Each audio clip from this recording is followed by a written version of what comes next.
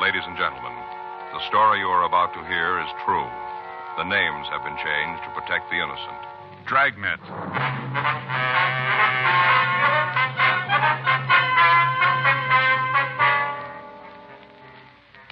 You're a detective sergeant. You're assigned a robbery detail. A pair of thieves has been terrorizing the merchants in your city. They're described as a man and a woman. From their actions, you know they're capable of murder. Your job, stop them.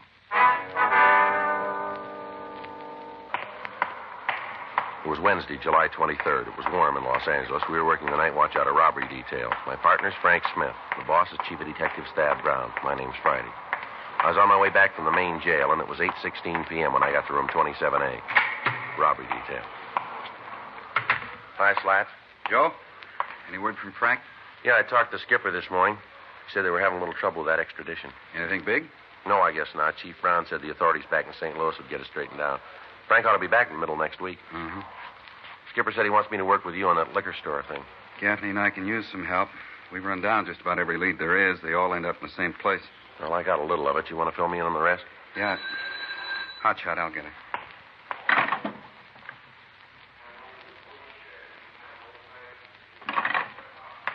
Well, you can get it firsthand. Yeah? They just scored again.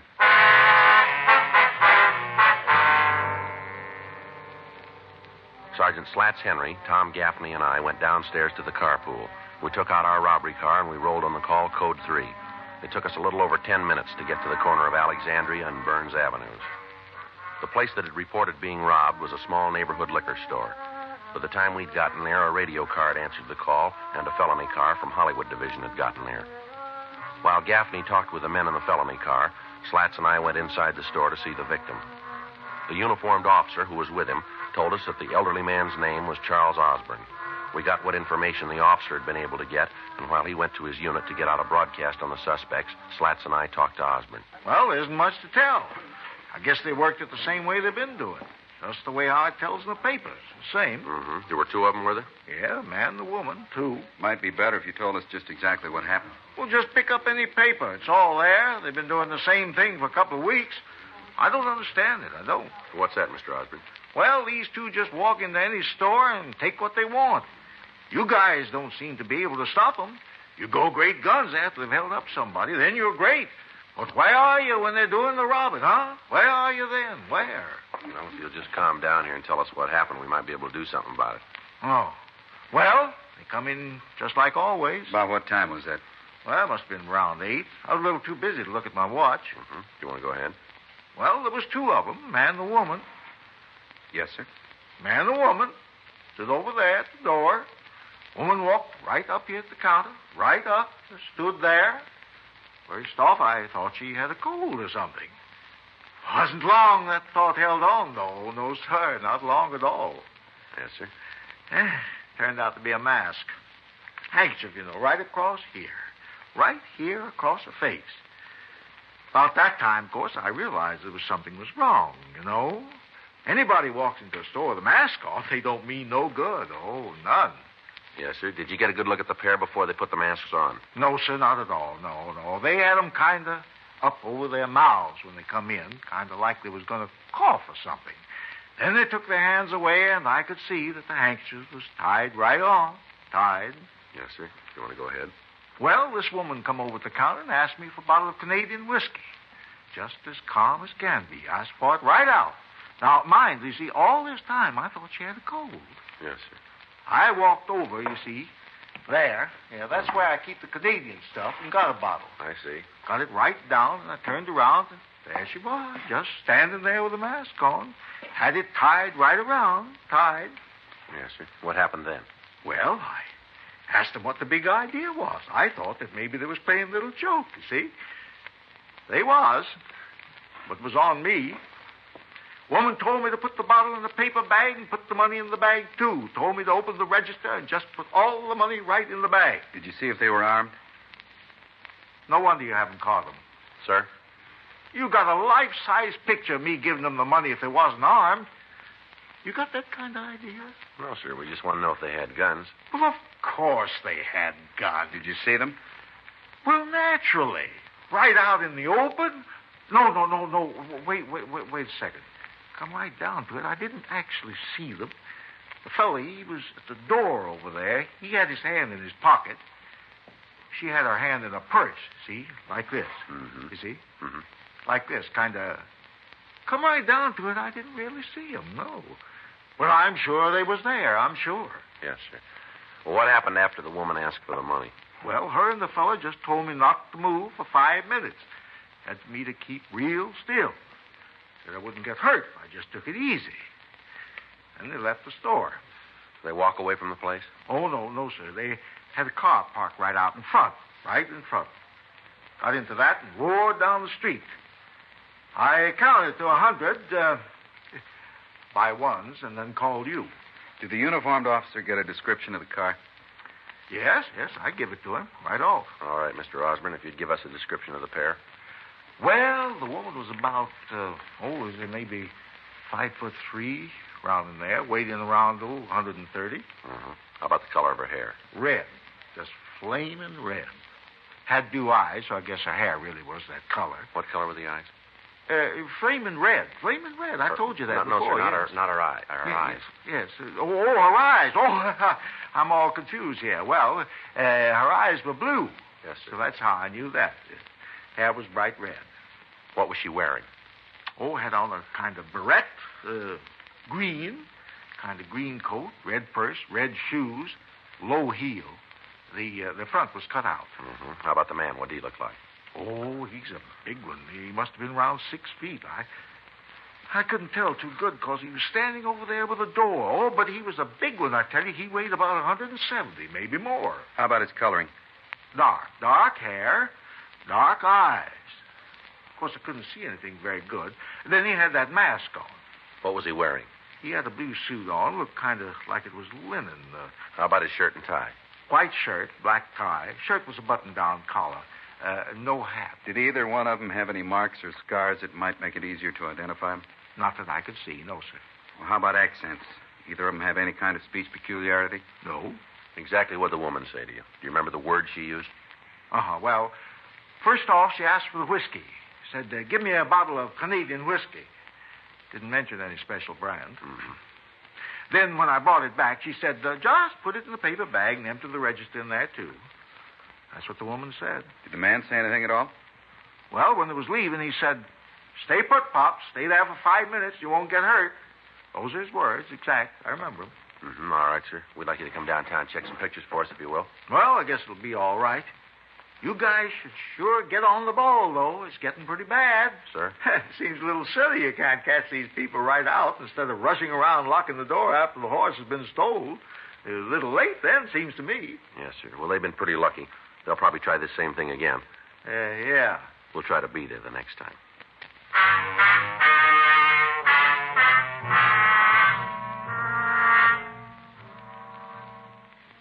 A search of the immediate area failed to turn up anything that might lead to the identity of the thieves. A broadcast had been gotten out to all cars in the city giving the description of the couple, the automobile they were driving, and the clothes they were wearing. The pair had been operating in the city for the past 3 weeks. In that time, they'd established a fairly definite method of operation. 2 days before they planned to work, they'd steal a car. Then, on the night that they started their operation, they'd pick one of the city's main arterials and start at one end of it.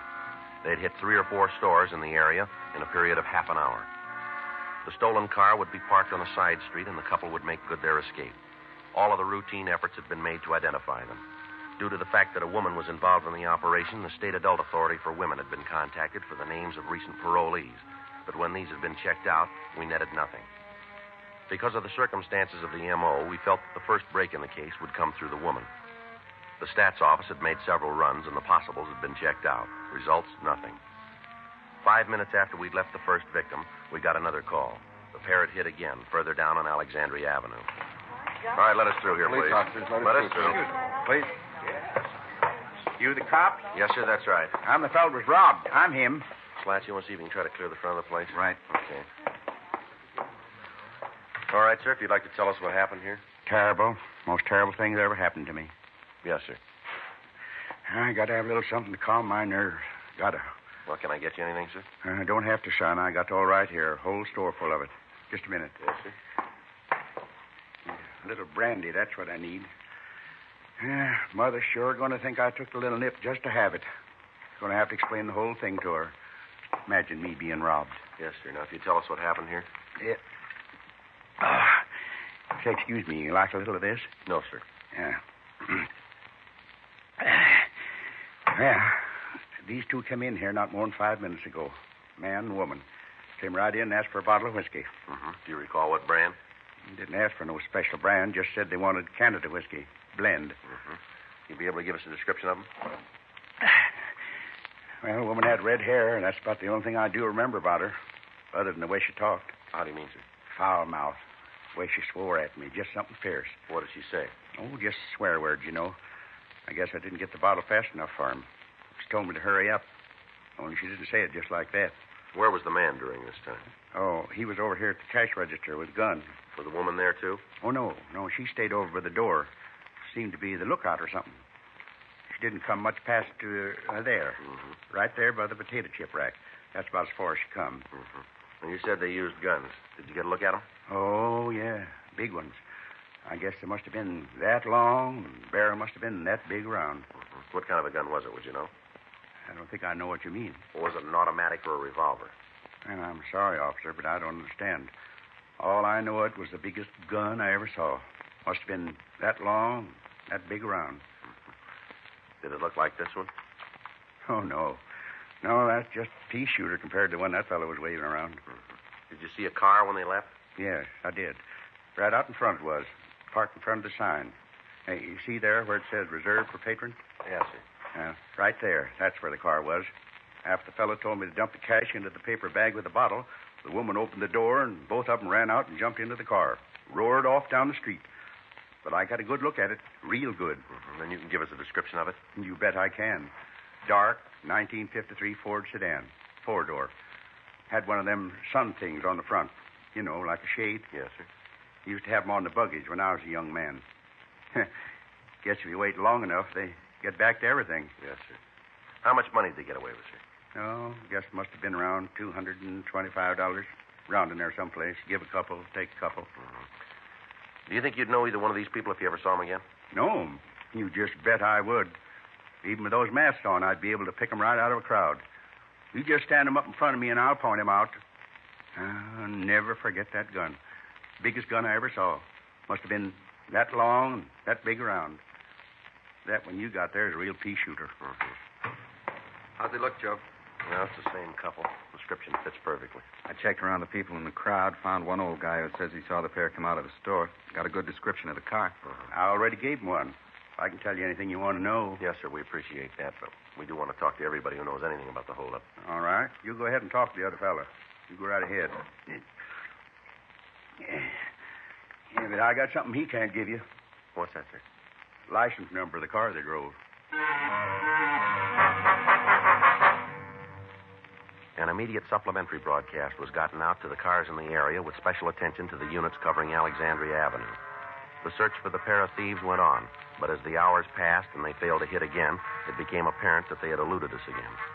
The next morning, the car was found abandoned on the east side of Los Angeles. It was a stolen vehicle, and after it had been checked with the crime lab for latent prints, we were no further toward apprehending the suspects. Conferences were held with the chief of detectives, Thad Brown, and it was decided to place an extensive stakeout on the liquor stores in the Hollywood area. From past performances, the pair seemed to work their operation in that general area more than the other parts of town. The stakeout was maintained for 3 days without results. On Tuesday night, July 29th, Sergeant Henry and I waited in the squad room for reports from the other officers out in the field. 1:15 a.m. Oh, looks like another night shot. Yeah, still no action. Stores will be closing in about 45 minutes now. Yeah. You got a cigarette? I'm out. Yeah. I think there's a couple left in here. Yeah, just 2. Here, go ahead. Well, I'll go down the hall and get a couple packs Well, later. that's all right. Here. Heard from Frank? No, I talked to Fay night before last. She got a letter from him. Said he thought he'd be back about the end of the week. Say how it's going? No, he just read me a couple parts of the letter. I guess it's all straightened out. Suspect's coming back on his own.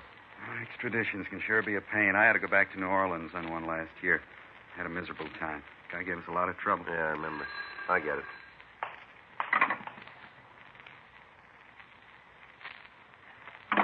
Now, let's go. They just hit again. In the stakeout area? No, out in Highland Park. They're way out on this one. What do you mean? Well, the victim decided to give him a little trouble. Yeah? The male suspect broke off the bottom of a whiskey bottle and worked the victim over. Mm-hmm. Almost killed him.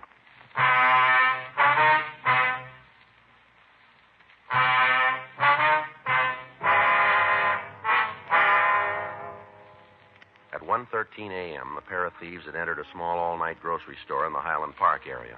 They'd gone through the usual part of their M.O., asking for the bottle of Canadian whiskey and then the money. However, when they asked the victim to turn over the money to them, he had told them to get out of the store. The male member of the team had grabbed the bottle, hit it against the counter, breaking off the bottom, and then struck the victim several times about the head and shoulders. When we'd gotten the call, the man had been removed to Georgia Street Receiving Hospital, where he was in a critical condition.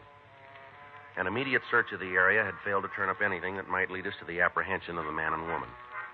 A citywide broadcast was gotten out on the pair, and arrangements were made for their description to be broadcast on the police television program. Newspapers carried the stories and joined with us in asking for full cooperation from the public. For the next 3 days, we received several calls with information on the suspects, but when all of these were checked and sifted, we were right back where we started. The stakeouts were maintained on the liquor stores, but the suspects failed to hit again. On Monday, August 4th, we got a call from the county hospital telling us that the latest victim was in condition to be interviewed. Slats Henry and I drove over to see him. He was unable to tell us anything more than the dozen victims before him had told us. 3:15 p.m. We went back to the office. Want to check the book? Yeah, I'll get it. Yeah, there's a message here that a Reese McKay called. He left a number. Say what he wanted? No, he just wants us to call. This table, we got to put something under this leg. It sure wobbles, doesn't it? Been that way for years. Yeah. I'd like to speak to Mr. Reese McKay, please. My name's Friday, Los Angeles Police Department. No, Police Department. Yes, surely. It's the attorney's office. Yes, sir. Mm-hmm. This is Sergeant Friday. Yes, sir. Certainly. When was this? Mm-hmm. All right, sir. No, we'll be right over. Yes, sir. Thank you very much. Oh, might be something. What did he say? Woman was in his office this afternoon. Yeah? Said something about being involved in a robbery.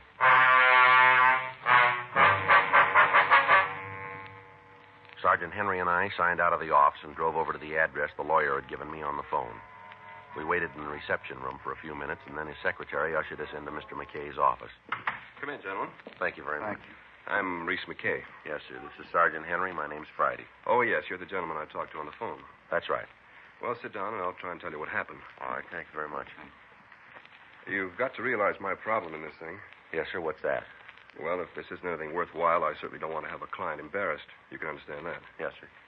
I suppose I'd just tell you what happened, and we can go on from there. All right. That'll be fine. A couple of days ago, I got a call from a young woman who said she wanted me to handle a divorce for her. Mm-hmm. We set up an appointment for her this afternoon. She came in, and we went over the problem. I don't want to go into the detail of the divorce action. I don't think that'll have any bearing on the rest of it. All right, sir. Well, to get to the short of it, we were going over the necessary information. The door burst open, and this man came in. Mm-hmm. I wanted to know what it was all about. My secretary was right behind him, seeing that he just pushed his way right through the reception room. Well, who was he, do you know? Well, he said he was the woman's husband. That true? Well, apparently, I told my secretary to wait outside, then I asked him what he wanted. He didn't pay any attention to me at first, said it wasn't any of my concern, and told me to keep my nose out of it. Mm-hmm. And he and the woman had a big discussion. Seems that he didn't want her to divorce him, made all sorts of promises how things would be different if she came back to him. Mm-hmm. At first, she seemed to go along with the idea. As you know, we like to effect a reconciliation wherever possible. So I told him to go ahead and talk it over. Mm-hmm. Well, I left them in the office and went out of the reception room, and for a while it seemed they were getting along all right. Then the shouting died down, and they seemed to have agreed. And all of a sudden, it broke loose again. They started to scream at each other, and I went right back into the office, and just as I opened the door, I heard the man tell her that if she didn't come back, he'd cause her a lot of trouble. Mm-hmm. He said for her to remember that she was mixed up in the holdups, too, and these were the exact words. Don't forget, you're mixed up in those stick-ups as deep as me. I see. Can you give us the name and address of the couple? Yes, sir, I have it right here. Mm-hmm. Thank you. Pretty difficult to imagine that she'd be involved in anything like that. Pretty woman, beautiful hair. Is that right? Yes, flaming red. We obtained the address the woman had given Reese McKay, and we checked her name through R&I. We found no criminal record on anyone answering her description. While Slats called Chief Brown and told him what had happened, I asked the record division to make a run on the husband. We found that he'd been arrested 3 years before for attempted armed robbery, but that he'd been released for lack of evidence. 5:40 p.m. Slats and I drove over to the woman's address. The name on the mailbox in the apartment lobby read Mr. and Mrs. George Winston. We rang the bell and we identified ourselves. You want to come in? Thank you very much. Is there anyone else here, ma'am? You mean in the apartment? Yes. No, I'm alone. Where's that door lead, ma'am? Bedroom? You mind if we take a look? Maybe you better tell me what this is all about first, huh? You better go ahead, Slats. Yeah. Suppose you're used to hearing that you've got a lot of nerve. Yes, ma'am. Well, it's true. What's this all about? Isn't there some law that says you got to make a complaint or something? Where's your husband? That bum. Where is he? I don't know, and I don't care if I never see him again. Nothing but trouble did I ever get from him. Miserable man. You haven't any idea where he is? No. Don't think I'd tell you if I did until you let me know what this is all about. What's your husband do for a living, ma'am? You guys are so interested in him, why don't you ask him yourselves? Place is clean, Joe. I told you that going in. What's this all about? Now, come on, tell me or get out. We understand you and your husband had an argument this morning. Two of you mentioned something about a robbery. Oh, I understand it all now. Now it's all real plain. Look, what George said was a joke. That's all just a joke. He didn't mean anything by it. The way we got the story, he sounded pretty straight. And you got it a little mixed up. Well, maybe you better come downtown and tell us all about it, huh? What for? Oh, we've got some people down there we'd like you to meet. I got enough friends. Well, then let's put it down that these people would like to meet you. Do you want to get your coat? I think there's supposed to be something like a charge, isn't there? Yes, ma'am. That's the way you want it. I do. All right. Suspicion of robbery. What makes you think you can make it stick? Well, we wouldn't be taking you in if we didn't figure we had a case. You'd save all of us a lot of trouble if you'd tell us where we can pick up your husband. What's in it for me? What do you got now? Nothing. Well, that's the best we can do. What makes you think you can hold up this kind of a charge? A dozen victims, for one thing. Slats, you want to check the closet, see if you can find the green coat and the red shoes and purse? Yeah. What happens if I've got a green coat? Well, it makes us look pretty good, doesn't it?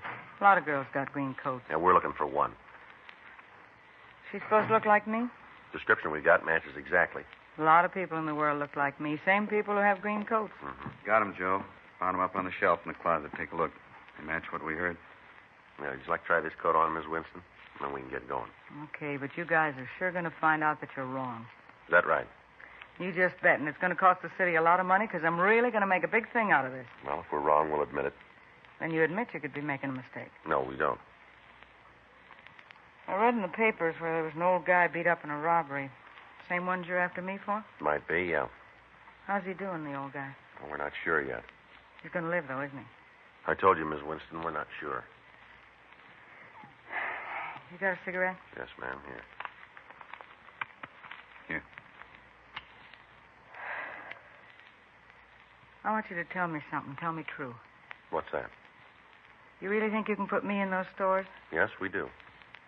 I can't make a deal, huh? You know, tell you things and have it go any easier? No, ma'am. All we can do is see that it's marked down that way. Best I can get? That's the best. I'll take it. What? I'll tell you about it. Tell you the whole thing. All right, go ahead. Oh, you got the right people, me and George. I knew when he hit that old man we'd had it. Knew it right away. That's why we quit. I was afraid. If the guy died, you'd be able to get us for murder. I didn't like the robbery part, but I didn't want any part of a killing. I never did like the setup. Never. I used to tell George I didn't like it. That didn't make any difference to him. He wanted to be the big man. He used to sit here after hitting the places. George would get the morning papers and sit here and laugh at the cops because he had them running after themselves. You know where he is? Yeah. He's in a hotel down on West 7th, using the name Evanston. I'll give you the address. All right, let's go. Yeah. Oh, George. He's going to be real surprised when you walk in on him. Real surprised. Sure wish I could see the expression on his face when he finds out what happened. Sure like to see it. Well, that makes you even, doesn't it? Huh? You'll want to see yours.